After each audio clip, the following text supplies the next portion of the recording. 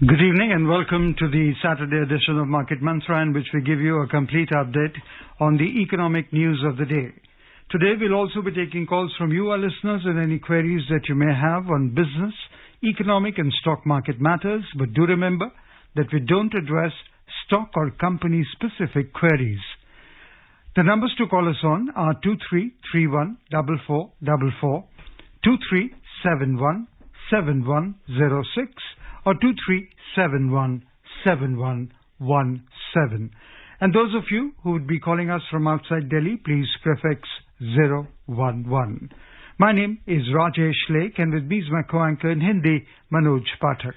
नमस्कार। मार्केट मंत्र के ताजा अंक में आपका स्वागत है। आज शनिवार है और आज के दिन कारोबारी खबरों के साथ आपकी और हमारी सीधी बातचीत हुआ करती है। हम आपको आमंत्रित करते हैं अर्थनीति, कारोबार या शेयर बाजार से जुड़ा हुआ कोई भी सवाल पूछने के लिए। बस ये ध्यान रखिएगा कि हम किसी खास कंपनी या शेयर के बारे में आपको जानकारी उपलब्ध नहीं करा पाएंगे। हमसे सवाल पूछने के लिए आप डायल कर सकते हैं 23314444, 23717106 या फिर 23717117।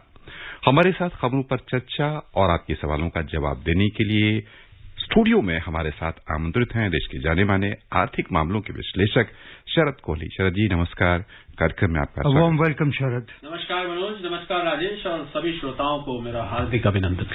आइए शुरुआत करते हैं अंग्रेजी में हेडलाइन से, जिसे लेकर मौजूद हैं राजेश लेख। Brent crude oil futures shoot up 21% during the week to over $118 a barrel. China lowers its GDP growth target to 5.5% for this year. And on Wall Street, the Dow dropped 0.5% on the continuing war in Ukraine. अंतर्राष्ट्रीय बाजारों में कच्चे तेल की कीमत कल समाप्त कारोबारी सप्ताह में 21% बढ़कर $118 प्रति बैरल के ऊपर पहुंचे। चीन ने इस वर्ष के लिए अपने सकल घरेलू उत्पाद वृद्धि दर लक्ष्य को घटाकर 5.5% किया और रूस यूक्रेन के बीच युद्ध जारी रहने से अमेरिकी शेयर बाजार में हुई गिरावट, डाउ सूचकांक 0.5% नीचे आया।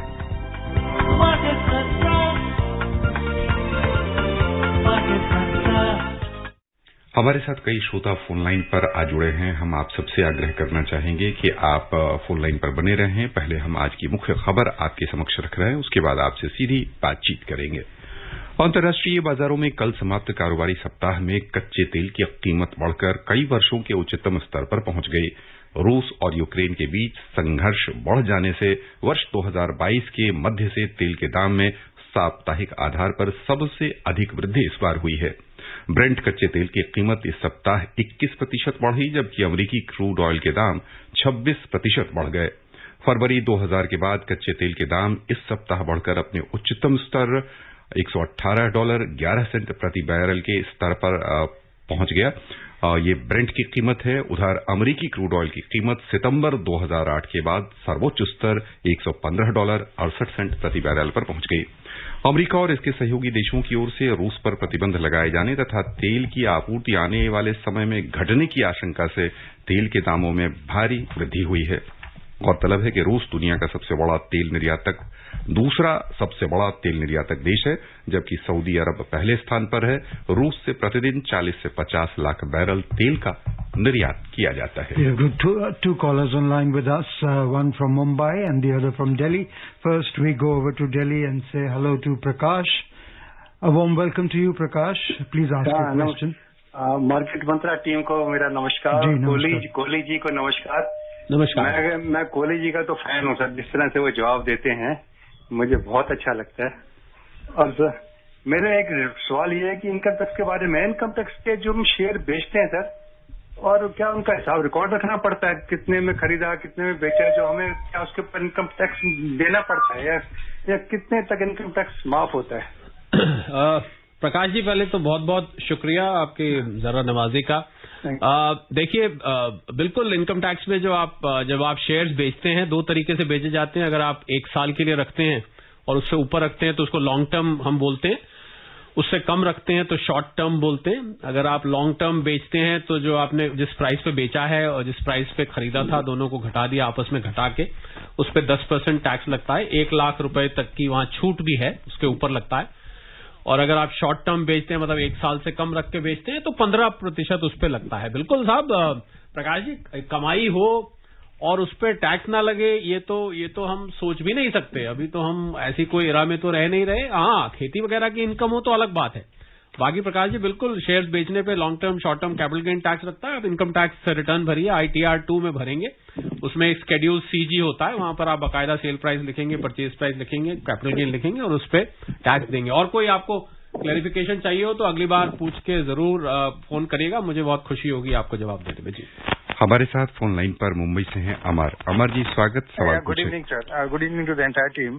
I have a question, like whenever any mutual fund comes out with a NFO, when there is a NFO, say for hypothetically it is open from 1st of any date to the 15th of any date. Yeah. So the people go on investing money into that. Yeah. It comes into the market at a later date.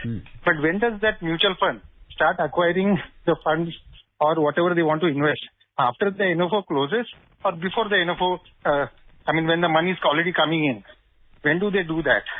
Well, Amar, normally it happens after the NFO closes because the total size of the NFO is defined that the AMC decides that how much it wants to collect from the NFO. And okay. As and when the NFO closes, then they start investing whatever strategy they have. If it's a debt fund, they invest in debt instruments. If it's equity, they go for equity. If it's hybrid, it's a combination of both. But yes, your question is very genuine. Yes, they have to wait for the NFO to close. Yeah, because I wanted to ask this question because now with the market fluctuating and the market also going down quite much, so maybe they get a better deal or better stocks at a very good price. That's why I that get curiosity came up. I understand your concern, but Amar, normally mutual funds are invested for longer term. So in the longer term, things average out. And these days, I think the more popular trend is to go for SIPs. So in SIP, Amar, what happens is, they invest on a systematic basis every month. So the price averages out. I understand your concern that sometimes it's better to just to invest immediately rather than waiting for NFO to close because the market is very, very volatile. But then they rather wait for NFO to close and then they decide the total portfolio size and the allocation. Yeah. We are joined in by KK Madan from Delhi. We welcome you. Market Mantra की team को नमस्कार जी।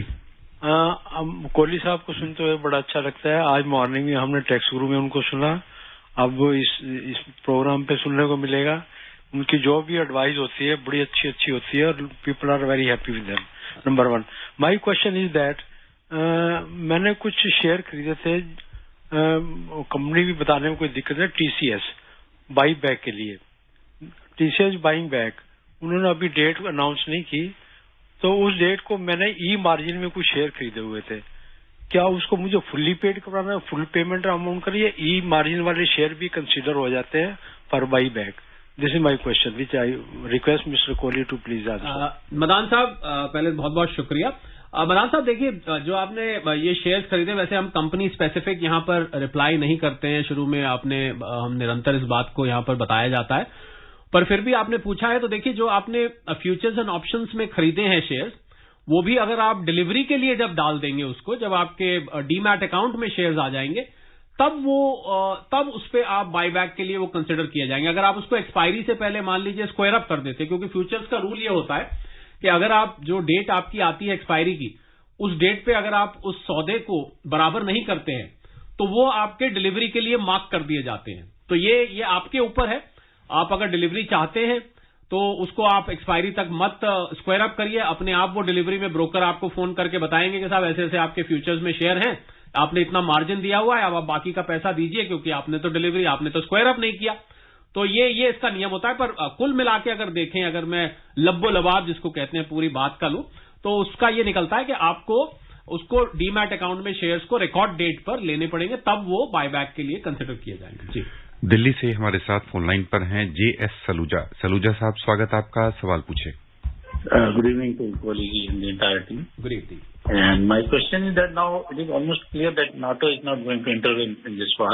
So are we very close to the bottom, or do you think due to UP assembly results or some other problem, we might, test 15,000 or even 14,500? Saluja Saab, this is a $1 billion question. What happens next and is this the bottom? So during the day we do a show called Money Matters, and we were discussing exactly this thing, that is the market touching the bottom? Saluja Saab, to be very fair and honest with you, with all my experience and experience of all the market experts, I can tell you that it is very, very hard to predict the bottom. If anybody can predict the bottom, then I think the person would become a billionaire overnight. You would appreciate what I'm trying to say. So therefore, my advice to the investors in this situation, Saluja Saab, is that you should, if you suppose you want to buy 1,000 shares of X company, then you should have a SIP, a systematic investment plan for buying, let's say, 30 shares every day for the next 30 days. So this will average. So even if we are not at the bottom, although to answer your question broadly, because the situation as far as the conflict is concerned is still extremely uncertain. We keep hearing about new things every day. New news flow comes every day. So, you must have been seeing that market is behaving like a yo-yo, a bouncy ball. Every day you hear something nice, market bounces back. You hear something bad, the market goes down. So it is going to remain very volatile, and you never know. We may yet to be seeing the worst, although let's all pray to God that everything gets okay. But so my advice is to remain immune from this volatility. To keep this volatility away, you must buy small bits of shares every day, like an SIP, a systematic investment plan, for the next 30 to 60 days. You will find that you would have actually bought some or many of these shares while there was bottom. Some of them may be at the medium level, some may be at the higher level. Overall, you will come out as a winner, Saluja Saab. From Delhi, we are joined in by Bharat Bhushan. We welcome you. Bharat, please ask your question. Market मंत्र team को नमस्कार जी। नमस्कार। और सरल sir को भी मेरा नमस्कार। नमस्कार भारत भूषण जी। सर, मेरा प्रश्न ये है कि जो निफ्टी की दो दिग्गज कंपनी है अपने सेक्टर की, एक ऑटो की है और एक ऑयल मार्केटिंग की है। जैसा कि आप प्रोग्राम की रिस्ट्रिक्शन होती है, किसी कंपनी का नाम नहीं ले सकते हैं, लेकिन मैं सेक्टर से पूछ रहा हूँ सर। एक ऑयल मार्केटिंग कंपनी में है और एक है ऑटो में। उसने 52 वीक का लो लगा दिया। यानी कि कहने का मतलब मेरा ये है सर कि 52 वीक लो पे बाई करें या 52 हाई पे बाई करना सही रहता है। धन्यवाद sir. Bharat Bhushan ji, 52 week high पे तो बाय करने का तो वैसे भी मेरे ख्याल कोई भी एडवाइस नहीं करेगा। जहां तक बात आपकी 52 वीक, देखिए 52 वीक लो एक टेक्निकल जब हम करते हैं तो उसमें एक पैमाना होता है, एक पैरामीटर जिसको हम कहते हैं, डेली मूविंग एवरेजेस होती हैं, कंपैरिजन होता है, एक रिलेटिव फिगर होता है। पर ये जरूरी नहीं होता भारत भूषण जी कि 52 वीक लो ही लो है। आप समझ रहे हैं, वही बॉटम है। ये पक्की तरह पे कभी भी नहीं कहा जा सकता। 52 वीक ठीक है, क्योंकि एक साल का 52 वीक मतलब एक साल में भाई सबसे कम कीमत इस शेयर की गई है, क्योंकि उस साल में सब साइकिल्स बीत जाती है, रिजल्ट सीजन हो गया, अप डाउन हो गया। पर मार्केट में जब विशेष परिस्थितियां बनती है भारत भूषण जी, उस समय मार्केट इन सारे पैमानों को दरकिनार करके और अपनी चाल भी चलता है, जो कि हम आजकल देख रहे हैं। आप देख रहे हैं कि कुछ पता नहीं, क्योंकि आने वाली जो जियोपॉलिटिकल सिचुएशन है, जो अंतर्राष्ट्रीय हालात इतने ज्यादा वॉलेटाइल और अनिश्चित हैं कि कुछ नहीं कहा जा सकता कि 52 वीक लो ही लो है या 52 वीक हाई ही हाई है। तो मैं सलाह दूंगा आपको कि आप बहुत क्लोजली वॉच रखें। जो न्यूज फ्लो है आपको आकाशवाणी के जरिए वो मालूम पड़ती रहती है, आप उससे टच में रहें। और आप देख रहे हैं मार्केट भी बड़े कान लगा के आजकल खबरों को सुन रहा है, उसी के हिसाब से वो रिएक्ट भी करेगा। जी, मुंबई से हमारे साथ हैं रत्नाकर जी, स्वागत आपका, सवाल पूछें। Hello, good evening sir. हाँ, मेरा सवाल है कि अभी मार्केट तो वैसा बहुत डाउन आ रहा है, तो ये एवरेज आउट करने के लिए ये जो अपने पास शेयर्स है उसमें एवरेज आउट करने के लिए ये करेक्ट टाइम है क्या, ये मेरा सवाल है। और ये म्यूचुअल फंड में भी बहुत से जो एनएफओ ओपन हो गए उसमें भी अभी 10 के नीचे उसके रेट हो गए, तो उसमें इन्वेस्ट करना ज्यादा बेहतर है कि एवरेज आउट शेयर में करना ज्यादा बेहतर? रत्नाकर जी, बहुत अच्छा आपने सवाल पूछा। मैं बल्कि अपनी तरफ से सोच रहा था कि कभी ये जो एवरेज आउट लोगों के दिमाग में होता है, इस पे हम थोड़ी सी प्रकाश डालें, इस पे टिप्पणी करें। देखिए, एवरेज आउट बहुत सारे लोग सलाह देते हैं कि आपने महंगे शेयर खरीदे, अब प्राइस नीचे आई, भाई इसको एवरेज कर लो, कहीं बीच में प्राइस आ जाएगी। पर मैं आपको एक जानकारी देना चाहूंगा कि एवरेज आउट करना हमेशा बहुत अच्छी स्ट्रैटेजी नहीं होती है, क्योंकि आप ऐसा है कि कोई दलदल में फंसा है और वो कई दफे और गहरे दलदल में चला जाता है, ये भी हो सकता है। हालांकि एवरेज आउट कभी कभी फायदा भी कर सकता है। तो मैं रत्नाकर जी, आप बहुत तजुर्बेकार निवेशक हैं और रेगुलर जुड़ते हैं हमारे साथ, तो एवरेज आउट को बहुत अच्छी स्ट्रैटेजी जरूरी नहीं हो, तो मैं आपको सलाह ये दूंगा कि आप अभी वेट करें जब मार्केट बॉटम आउट हो रही हो। उससे भी अच्छा ये है कि आप, जो मैंने अभी थोड़ी देर पहले अगर आप सुन रहे थे तो SIP का जिक्र किया था, सिस्टमैटिकली शेयर थोड़े थोड़े करके शेयर आप रोज या हर दूसरे दिन खरीदते रहें, तो उससे एवरेज आउट भी हो जाएगा और आपका सिस्टमैटिकली पैसा जाएगा, तो आप देखेंगे महीने 2 महीने में आपके पास एक बहुत अच्छी कीमत एवरेज तौर पे बन जाएगी। तो मैंने देखिए आपकी बात भी रख ली, अपनी सलाह भी दे दी और आपकी बात पे मैंने कमेंट भी कर दिया जी। And it's not always good to time the market, nobody can time the market. कहते हैं मार्केट को टाइम तो सिर्फ खुदा कर सकता है, सिर्फ भगवान कर सकता है, हमारे आपके जैसे नहीं। इन्होंने अच्छा म्यूचुअल फंड्स का भी यही पूछा था, उसके लिए भी मेरा म्यूचुअल फंड जो है रत्नाकर जी लंबी अवधि का निवेश माना जाता है, तो उसमें आप अगर बहुत छोटे छोटे मूवमेंट्स पे अगर आप डिसीजंस लेंगे तो फिर आप बहुत ज्यादा उसमें कमा नहीं पाएंगे। तो मेरी सलाह ये है, आप म्यूचुअल फंड लेके कहते हैं कि थोड़ी देर के लिए भूल जाना चाहिए, उसको साल 2 साल का आप एक पीरियड लेके चलिए, उसको भूलिए और मार्केट को क्लोजली वॉच करिए और ये सिस्टमैटिक इन्वेस्टमेंट जो मैंने आपको बताया उसको आप फॉलो करें जी। यहाँ पर श्रोताओं हम लेना चाहेंगे एक छोटा सा विराम के बाद फिर से हाजिर होंगे लेकर कार्यक्रम मार्केट मंत्र। बने रहिए हमारे साथ। उपभोक्ताओं तक पहुंचने का सुलभ और सस्ता माध्यम है आकाशवाणी। आकाशवाणी के विभिन्न केंद्रों से कीजिए अपने उत्पादों और सेवाओं का प्रचार विज्ञापनों के माध्यम से। लोकल और राष्ट्रीय स्तर पर कीजिए अपने बिजनेस का विस्तार, क्योंकि आकाशवाणी में विज्ञापन बुकिंग हुई बहुत ही आसान। अब घर, दफ्तर या दुकान पर बैठे बैठे आप कर सकते हैं विज्ञापनों की बुकिंग। डायल कीजिए 870-001-4242। नंबर एक बार फिर नोट करें, 870-001-4242। विराम के बाद एक बार फिर से आपका स्वागत है कार्यक्रम मार्केट मंत्र में। हमारे साथ फोन लाइन पर हैं भोपाल से शंकर जी, बहुत बहुत आपका स्वागत। सवाल पूछें। नमस्ते कोहली जी। एक लॉन्ग टर्म इन्वेस्टर के लिए जिसका 50% म्यूचुअल फंड में लगा हुआ है और 50% बाकी इंस्ट्रूमेंट्स में है जी, ये जो करंट सिनारियो है उसका लॉन्ग टर्म इम्पैक्ट क्या होगा, considering that we import fertiliser and defence equipment from and edible oil from Russia and we export pharma. Baki our economy is more or less delinked. Oil is, of course, is a major contributor to our economy, which may affect due to these sanctions and in conflict. What is your view on as a long term for a long term investor, 5 years, 7 years in equity through mutual fund? Should they little bit switch towards the debt or अभी 5 साल में कोई डरने की जरूरत नहीं? Shankar ji, if any investor who is in the safest position at this point of time is the long-term investor in inverted commas, I would say. If somebody, you yourself said 5 years, 7 years, 4 years, I think this is the category of people who are the safest out of all the people, because आप जब 4-5 साल 6 साल में तो पता नहीं अभी क्या क्या होगा, सब स्टेबल हो जाएगा, ग्रोथ भी होगी, and the sectors you named, defense sector, fertilizer sector, I understand that temporarily because of the conflict there may be some disruptions here and there, but long term 5 years is a very long term for a country like India to find alternates to supply chains and stabilize the situation. So long term you are very safe. Do not panic. Just stay put and remain invested. Gurunath from Thane, please stay with us as we tell you that China has lowered its GDP target to 5.5% for this year, bringing it down from last year's 6.1%. The new target for the second largest economy was pronounced by Premier Li Keqiang in his work report presented to the Chinese Parliament, the National People's Congress, which opened its annual session on Saturday. In his work report, Li said China plans to create more than 11 million new jobs and plans to cut the ratio of its deficit to GDP to around 2.8% for the year 2022.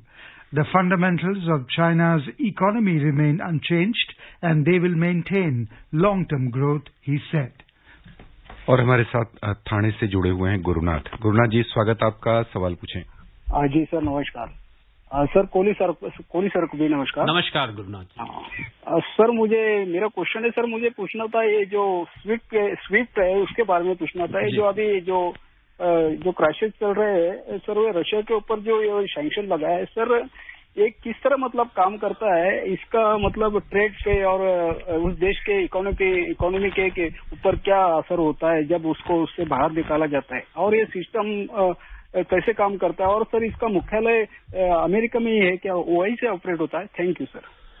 Gurunath ji, देखिए बहुत अच्छा सवाल पूछा। बहुत लोगों के मन में सवाल था स्विफ्ट क्या बला है। स्विफ्ट का फुल फॉर्म होता है Gurunath ji, society for world wide international financial transactions.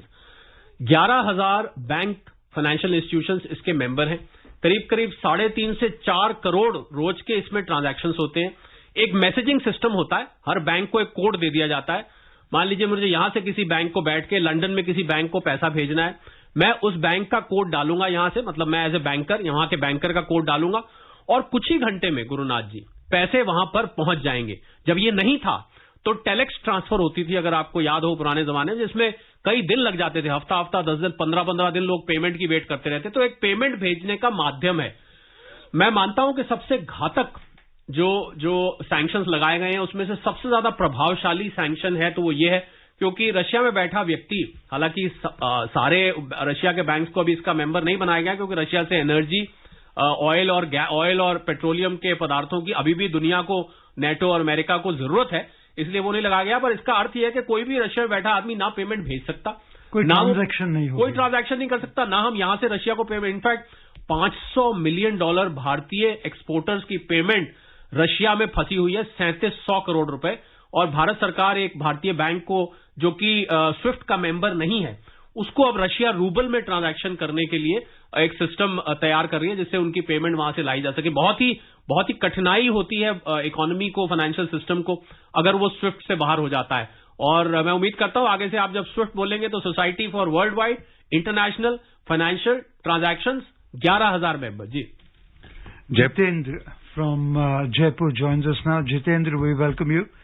हाँ सर, आप बहुत अच्छा बताते हैं, मैं सुन रहा था, बहुत अच्छा बताते हैं सर। मेरा प्रश्न ये है कि कोई कंपनी फंडामेंटल स्ट्रांग भी नहीं है, 2-3 साल से लॉस में, उसमें फिर भी खूब बाइंग सेलिंग होती है, उसके दाम घटते बढ़ते हैं, तो मतलब ऐसा क्यों? और दूसरा, क्या क्रिप्टो करेंसी की तरह, बिटकॉइन की तरह क्या सरकार को भी लाना चाहिए क्या इस तरह से? चलिए जितेंद्र जी, पहला आपका सवाल था कि कंपनी जिसमें प्रॉफिट में नहीं है। देखिए, कंपनी कई दफे जो ट्रेडर्स होते हैं, बहुत सारे कारण होते हैं, उसकी प्राइस में ट्रेडिंग होती है, कई दफे कुछ लॉबी बन जाती है, वो लोग शेयर की प्राइस को आपस में खरीद बेच करते रहते हैं। और कई बार कंपनी के मुनाफे की उम्मीद में बहुत सारे निवेशक उसमें आते हैं, ट्रेडिंग करते हैं, स्पेकुलेशन भी होती है कंपनी में। कई बार खबर, जैसे आपने सुना होगा, बहुत सारे स्टार्टअप्स है भारत में जिनकी वैल्यूएशन आज हजारों करोड़ में है, पर वो अभी मुनाफे के कहीं आसपास भी नहीं है। उनका मुनाफा आने वाले 2-3 साल में भी कहीं कोई उम्मीद नहीं दिख रही, पर फिर भी आप देखिए जो एंजल इन्वेस्टर्स हैं, हाई नेटवर्थ है, वेंचर फंड्स हैं, आज भी उसमें धड़ल्ले से पैसा लगा रहे हैं। तो कई बार उम्मीद में भी कंपनी में ट्रेडिंग होती है, इन्वेस्ट किया जाता है इस उम्मीद में कि शायद अगले साल ये प्रॉफिट में आए या उससे अगले साल बम्पर प्रॉफिट में आ जाए। दूसरा, आपने पूछा भारत सरकार बिटकॉइन का। देखिए, भारत सरकार का कोई क्रिप्टो करेंसी लाने का प्लान नहीं है। सीबीडीसी का जरूर हम पिछले कार्यक्रमों में काफी हम डिस्कस कर चुके हैं। भारत सरकार ला रही है डिजिटल करेंसी, वो क्रिप्टो करेंसी नहीं होती, उसका फर्क हम पिछले कार्यक्रमों में बता चुके हैं, तो मैं दोबारा फिलहाल नहीं दोहराना चाहूंगा। अभी भारत सरकार का कोई क्रिप्टो लाने का अभी कोई प्लान नहीं है, पर अगर भविष्य में होगा तो आपको आई एम श्योर अनाउंसमेंट का पता लग जाएगा। दिल्ली से हमारे साथ हैं गौतम जी, स्वागत, सवाल पूछें। धन्यवाद सभी, नमस्कार सर। इलेक्ट्रॉनिक व्हीकल या इलेक्ट्रिक व्हीकल का अराउंड 3 years 4 years के में क्या ट्रेंड रहेगा electronic vehicle and ancillary industry India में? Thank you. बहुत गौतम जी, बहुत ज्वलंत मुद्दा है और मैं कहता हूं ये टुमारोज इंडस्ट्री है। जिस रफ्तार से पेट्रोल और डीजल के दाम बढ़ रहे हैं, क्रूड ऑयल की प्राइसेस बढ़ रही हैं, वातावरण से संबंधित चिंताएं जताई जा रही हैं। मैं सकता हूं ईवी आने वाले 3 साल में आपको सड़कों पर हरे नंबर प्लेट वाली गाड़ियां बहुत सारी दिखाई देने लग जाएंगी, और चार्जिंग स्टेशन, उनका इंफ्रास्ट्रक्चर, अभी उसमें कुछ चैलेंजेस हैं। लिथियम बैटरीज की यहां पर शॉर्टेज है, बहुत महंगी आ रही है, अभी रेंज कम है उन गाड़ियों की, वो 300 से 500 किलोमीटर तक उनकी बैटरी डाउन हो जाती है, तो लंबे रूट पे आपको ले जाने में दिक्कत होती है, वगैरह वगैरह। पर इन सब चीजों पर आपको मैं एक विश्वास दिला दूं, बहुत तेजी से काम चल रहा है। बड़ी बड़ी कंपनीज, ऑटो कंपनीज, बड़ी बड़ी बैटरी वाली कंपनीज, बड़ी बड़ी ऑटोमोबाइल कंपनीज अब चार्जिंग इंफ्रास्ट्रक्चर लगा रही है। बहुत ही उज्जवल भविष्य है गौतम जी आने वाले समय में, और ऐसे ही उनकी जो एंसिलरीज हैं उनका भी बहुत उज्जवल भविष्य मुझे नजर आता है। Krishnamurti from Chennai, please stay with us as we tell you that on Wall Street, key indices ended lower yesterday as the war in Ukraine overshadowed an acceleration in U.S. jobs growth last month that pointed to strength in the economy. So the Dow Jones Industrial Average fell 180 points or 0.5% to end at 33,615. The S&P 500 lost 35 points or 0.8% to close at 4,329. And the Nasdaq Composite dropped 225 points to 13,313. आइए चलें चेन्नई से हमारे साथ हैं कृष्णमूर्ति। स्वागत आपका, सवाल पूछें। Greetings, Saraji, for your very enlightening replies. Thank you, I have sir. a question. We had a lot of arms deal with Russia earlier, and US did not impose sanctions. Yeah. But now there is a talk that since we are not voting with Russia, there might be sanctions on us. What is your view on that, sir? Mr. Krishnamurthy, this is a diplomatic issue. This is also Government of India's policy issue. So normally we refrain from making comments on which way the government will decide. It is up to the government to see what is in the interest of the country, I would say. But having said that, I think America has made a statement. If I remember, I was listening to Mr. Blinken's reply.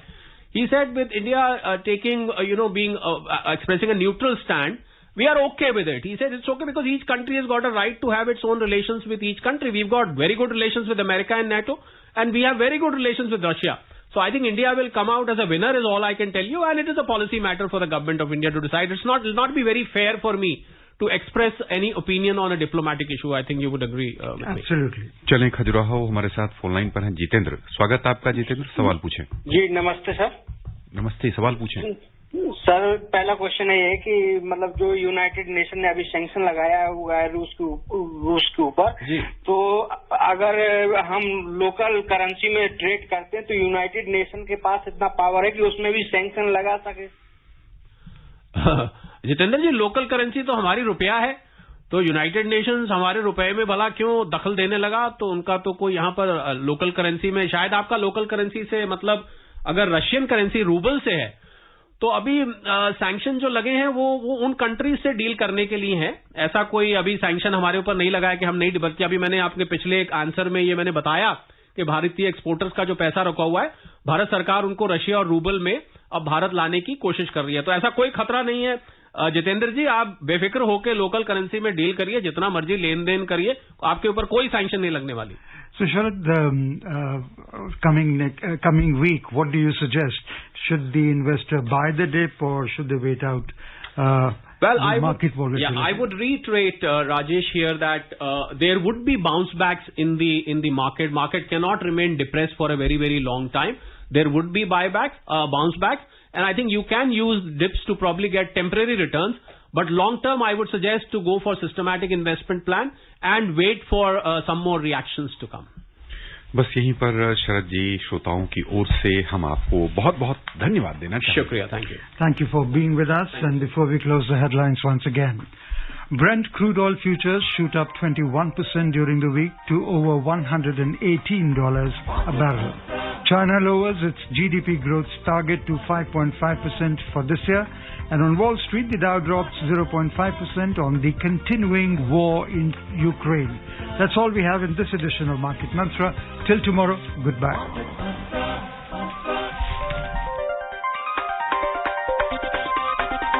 Market Mantra.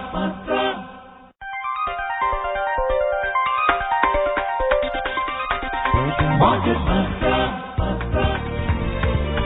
Market Mantra. Market Mantra. Market Mantra. Market Mantra.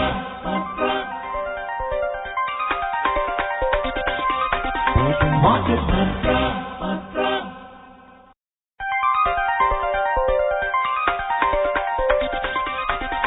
Market Mantra.